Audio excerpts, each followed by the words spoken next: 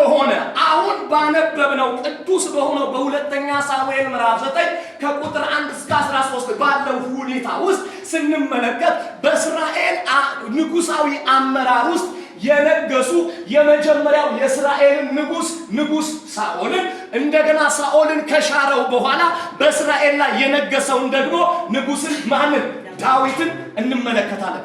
ለሳኦል ድምጽ በማምጣት ሳሙኤል የሚባለው ያ የእግዚአብሔር ባሪያ እግዚአብሔር በእግዚአብሔር ቃል ለሳሙኤል ተገለጠለት የተባለው ለዛ ሰው እግዚአብሔር እንዲሾመው ተናገረው። እግዚአብሔር በሳሙኤል አማካኝነት ሹሞታል። ማንም ሳኦል አቤት ሳኦል እንዲሁ ደግሞ ሳኦልን ከሻረው በኋላ ያው ሰው እግዚአብሔር አለ ትከሻ የሰውነትን ዘለቅታ ፊትን አያይማል እና ሲል አሰራር ቀይሯል። እንዴ ሲል እግዚአብሔር ሰው እንደሚያይደለም ፊት እንደሚያደርግ ልብን ነው ምን የሚለው የሚያይ ብሎ ይሄኛውን በእግዚአብሔር ሐሳብ ተቀብቷል፣ ይሄኛውን በእግዚአብሔር ሐሳብ ተቀብቷል። ሳኦል በእስራኤል ንግስና ላይ ተቀምጦ የመራባቸው አመራር ቁጥሩ ሲታይ 40 ዓመት የሚል የ40 ዓመት ማንነት ተሰጥቷል። ዳዊትም በንግስና ላይ ቁጭ ብሎ የመራበት ያስተዳደረበት ዓመት 40 ዓመት ነው። የመጀመሪያው ንጉስ 40፣ ሁለተኛው ንጉስ ስንት 40። የሚገርመው ግን ሳኦል በእስራኤል መንበር ላይ በእስራኤል ወንበር ላይ ተቀምጦ የመራበት ያስተዳደረበትን ሁኔታ ስለ መለኮት ላይ 3 የሚነሽቱ ሐሳቦች አሉ። የመጀመሪያዎቹ እንዲህ ብለው ይናገራሉ። ሳኦል በእስራኤል መንበር ላይ ተቀምጦ የመራበት ዓመት 2 ዓመት ነው ይላል። ስንት ዓመት? 2 ዓመት እንጂ እንዲህ አትበሉ። ስንት? 2 ዓመት ድገሙልኝ። 2 ዓመት 2 ዓመት ከመራ ሰውየው 38 ዓመት ከስሯል ማለት ነው። ሁለተኛዎቹ እንዲህ ብለው ይናገራሉ።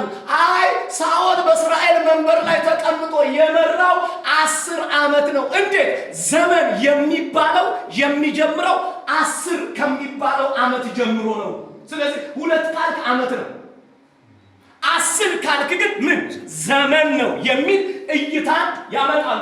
ሶስተኞቹ ደግሞ የለም ሳኦል በእስራኤል መንበር ላይ በተቀመጠ ጊዜ የመራበት አመራር 14 ዓመት ነው ብሎ ይናገራሉ።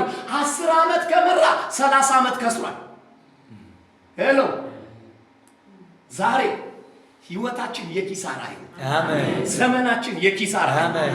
አገልግሎታችን የኪሳራ፣ አሜን። በእግዚአብሔር ቤት በቆየንበት ዘመን የተበላ እድሜ ሳይሆን በኢየሱስ ስም የካሳ እድሜ ይሰጣል። አሜን። ሶስተኛዎቹ የሚሉት 14 ዓመት ነው በንግስና ላይ የተቀመጠው። 14 ዓመት ከሆነ ምን ያለው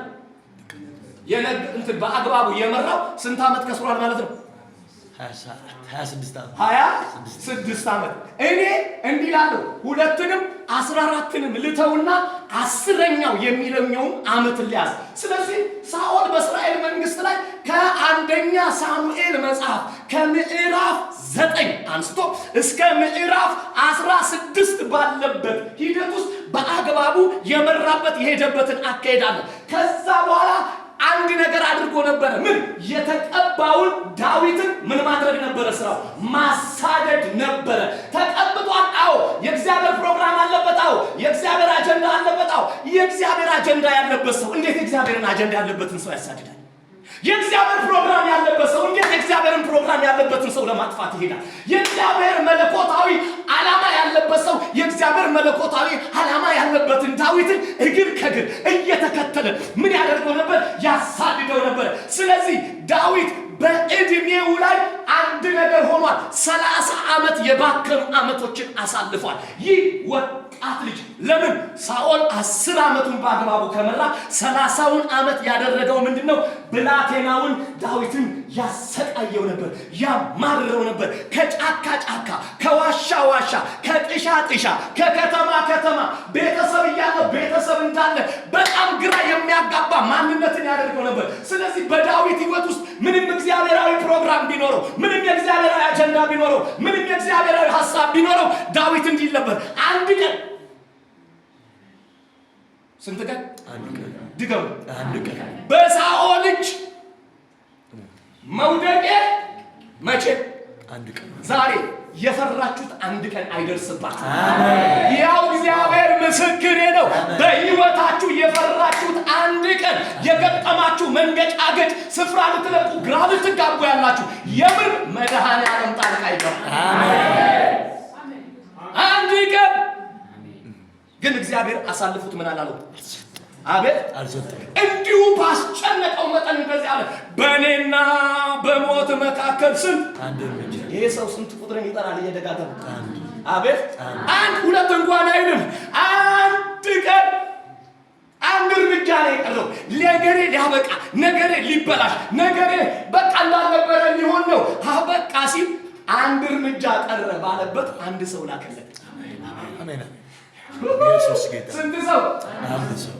ድገሙልኝ። አንድ ሰው። እና አንድ ሰው መጣና ይኸውልህ አለው፣ ዳዊትን መያዝ ወይስ ሀገር ማዳን የትኛው ይሻላል? ዳዊትን እንተውና ሀገር ምን ነው?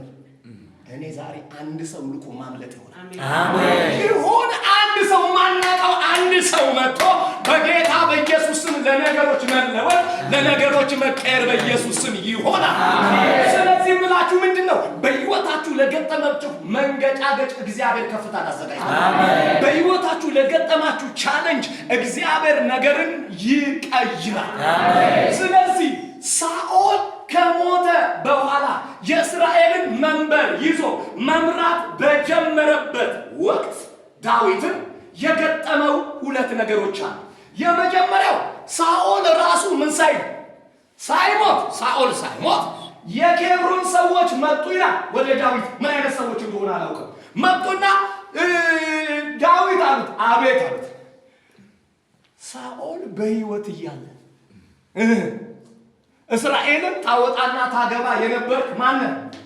አንተን። አራራራ ንጉሱ እኮ ተቀምጣ ይቀመጥ እንጂ እስራኤልን ታወጣ ታገባ የነበርክ ማነህ? እኔ እዚህ ጋር ምን እንዳየሁ ታውቃላችሁ? እግዚአብሔር ሲቀጣ ምን እንደሚያደርግ ታውቃለህ? አንዳንድ ጊዜ ይኸውልህ ዙፋንን ሳይወስድብህ ከሰው ልብ ያወጣል።